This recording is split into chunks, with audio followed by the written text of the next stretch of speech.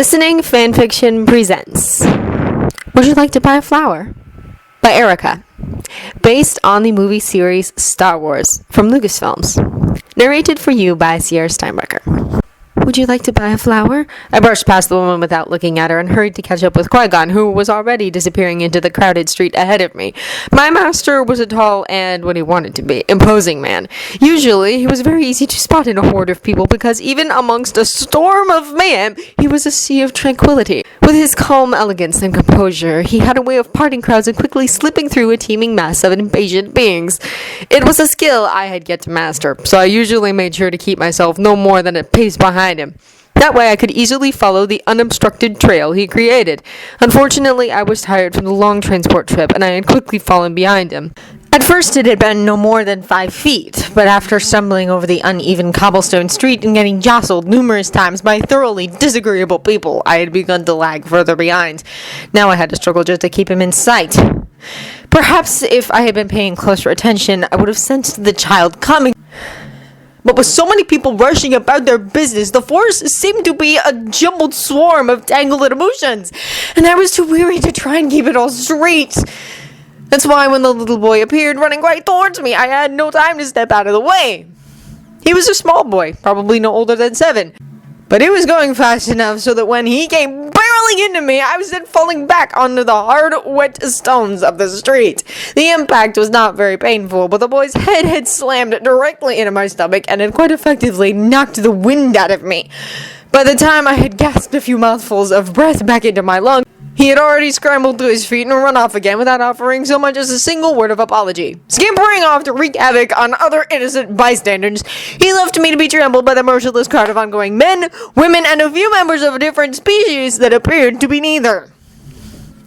Everyone was either in too much of a hurry to notice me, or saw me and didn't care if they stepped on my robes, or even fingers, because in the 10 seconds it took me to climb back up onto my feet, at least 5 people had tried to use me as another link of the cobblestone street. Brushing the dirt and mud off of my chilled robes, I craned my neck and tried to look as far into the crowd ahead of me as I could.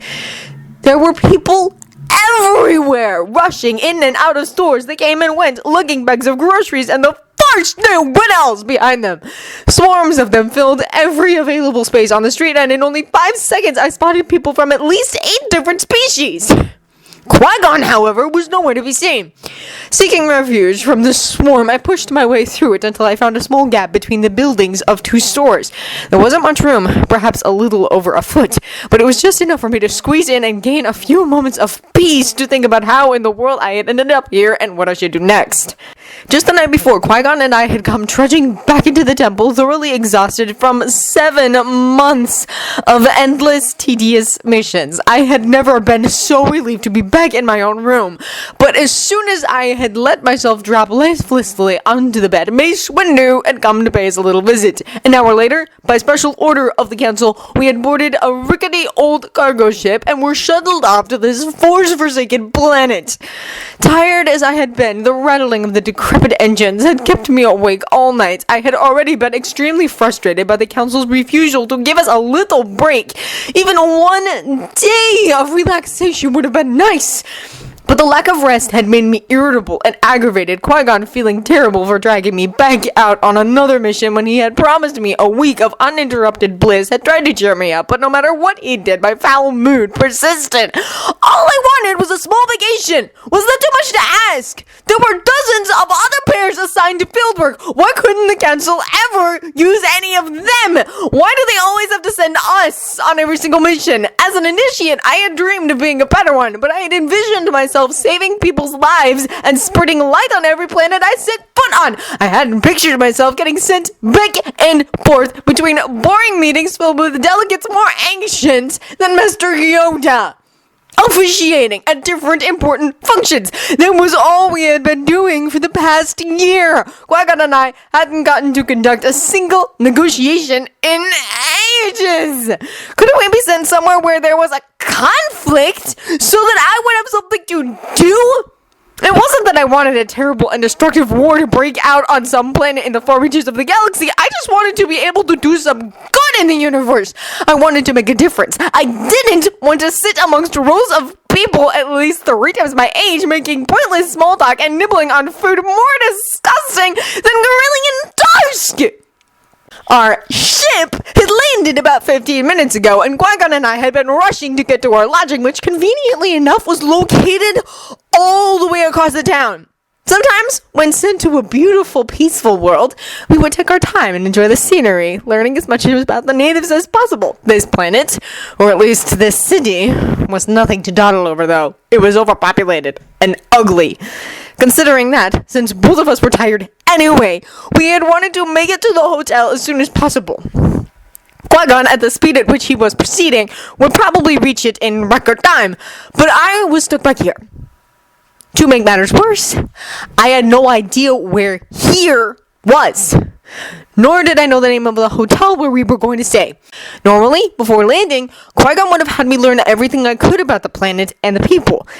This time, however, when he had given me the pad, I had been too fatigued and too upset to read it. As a result of that poorly thought-out decision, I didn't know much about anything useful.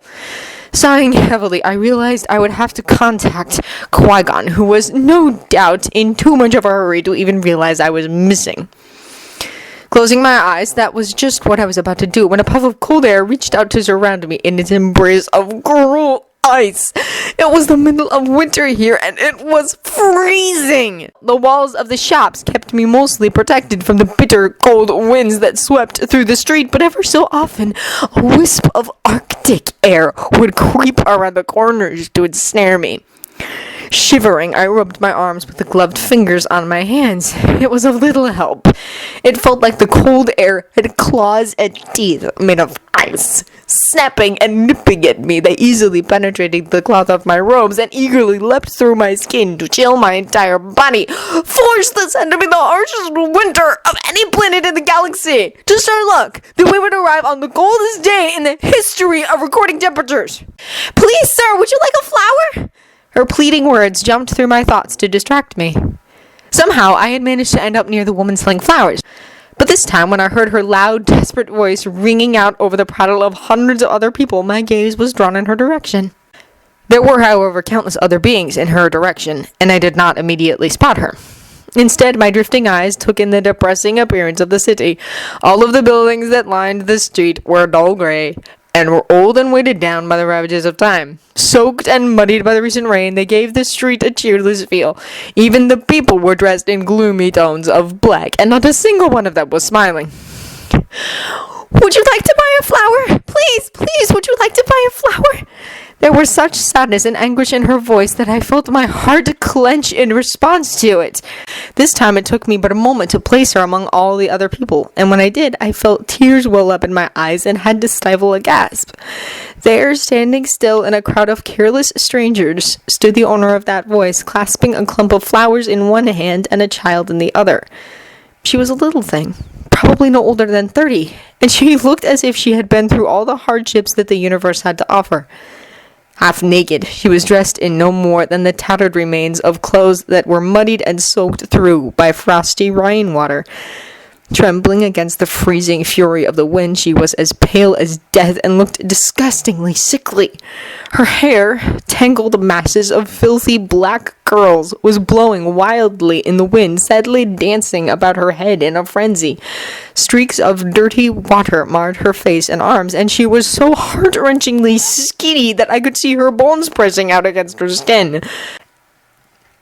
With her head bent low, she looked almost as if she had given up hope of happiness, and if I could have seen her eyes, I knew they would have been filled with agonizing misery. In fact, I guessed her only reason to live was the little girl whose hand she was tightly holding. The child was probably 5 or 6, but she was so small and malnourished that she was the size of a 3-year-old.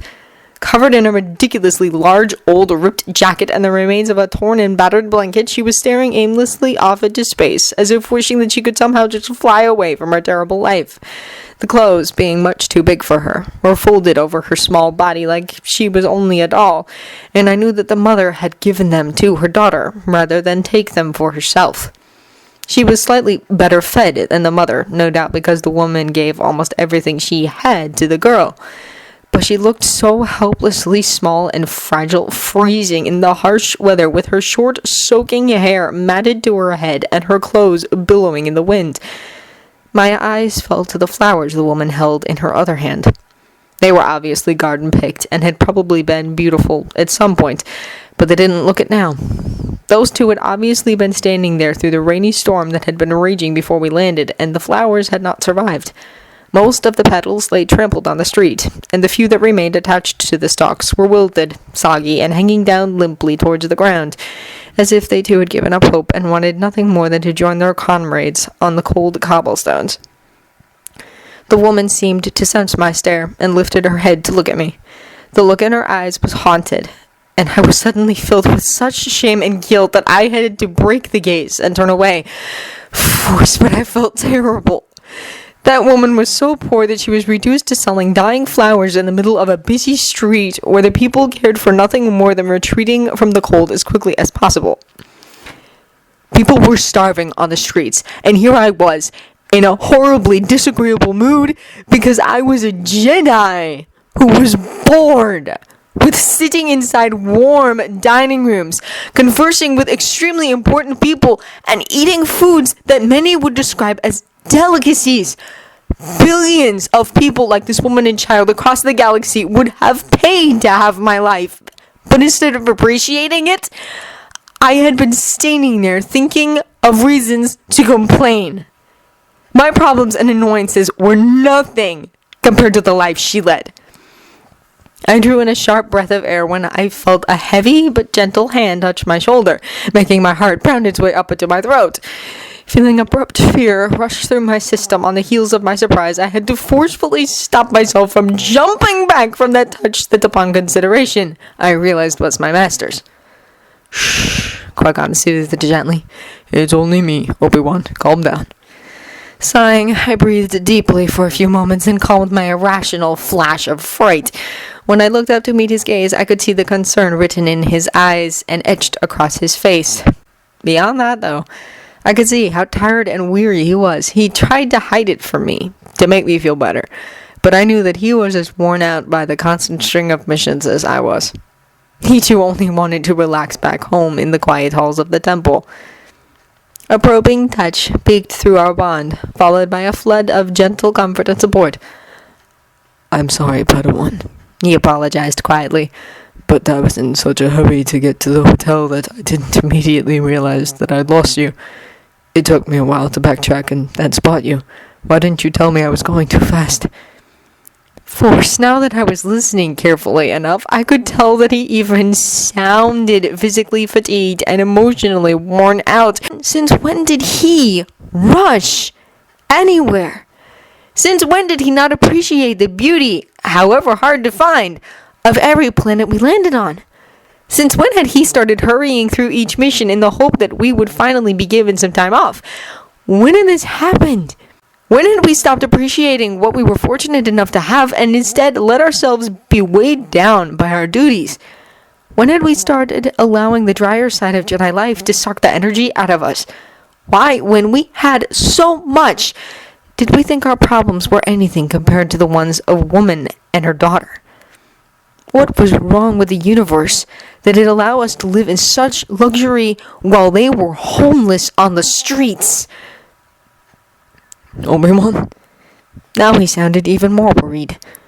What is it, my Padawan? What's wrong? I shook my head sadly. I'm sorry, Master. I apologized. I'm fine. Please don't worry for me. Frowning, he stared at me appraisingly for a few moments before smiling.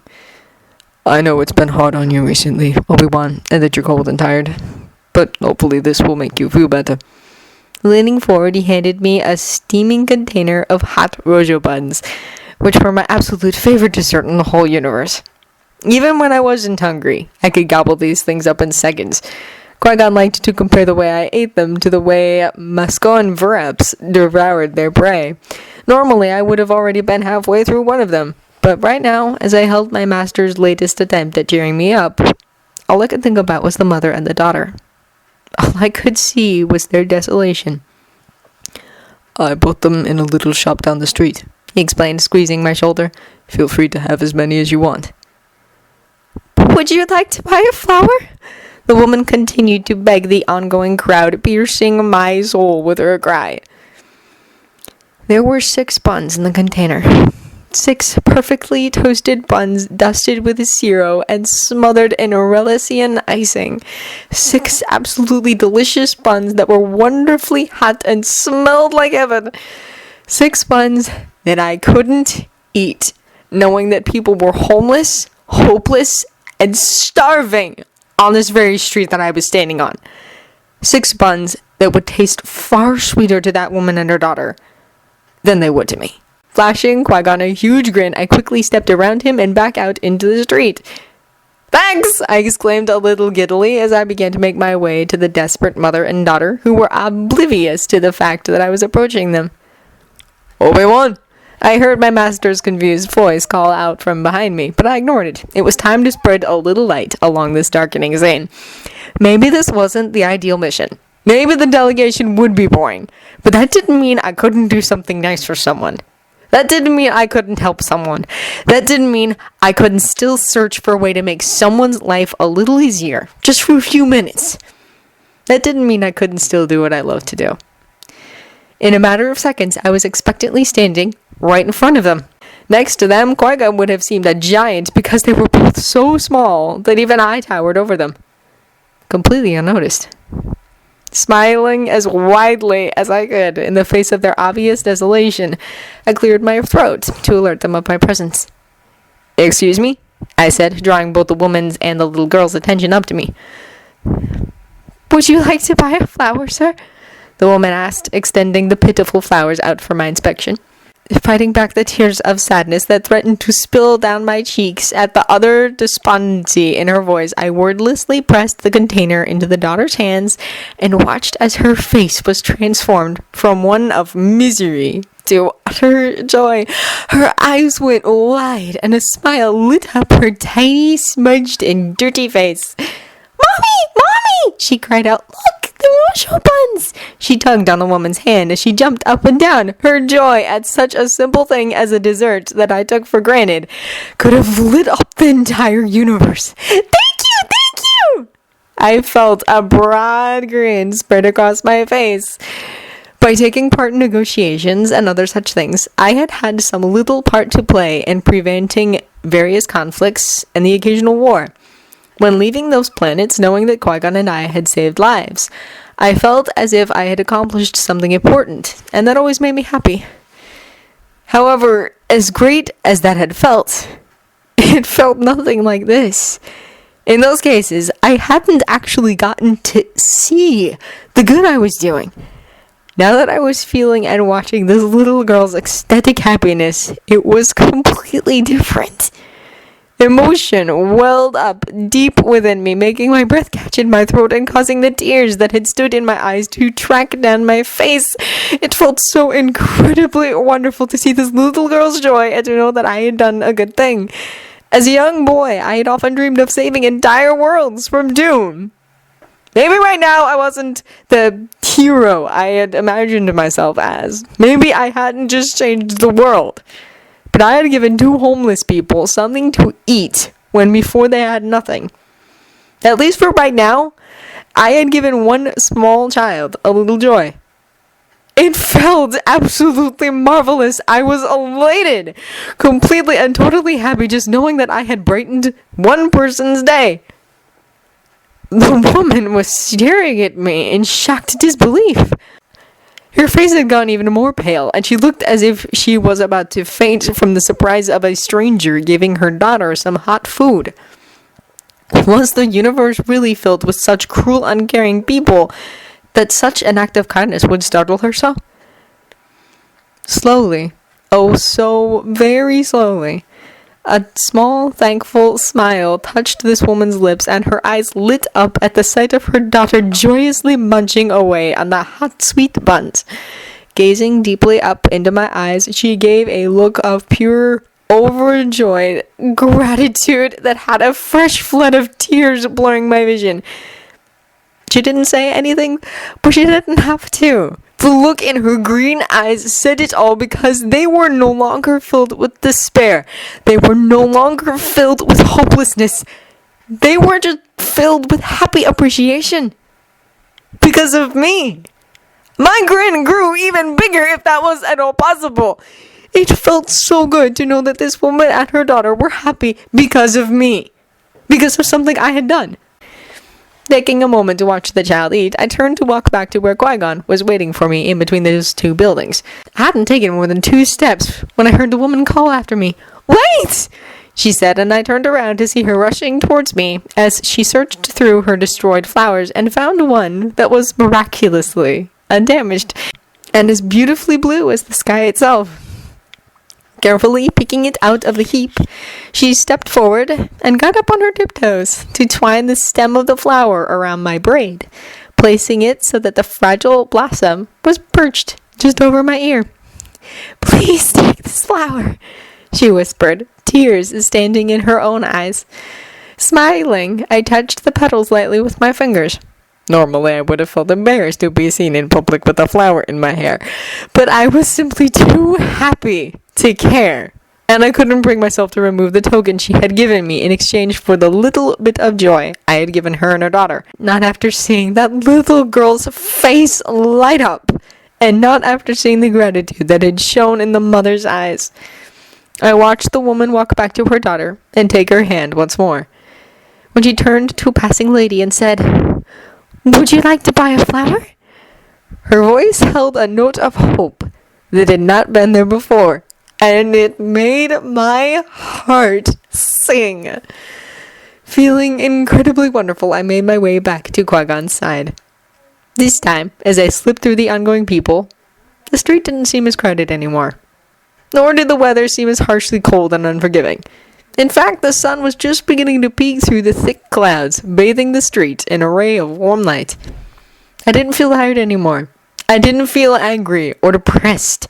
I didn't feel that it was unfair to be constantly sent from planet to planet without chance to rest.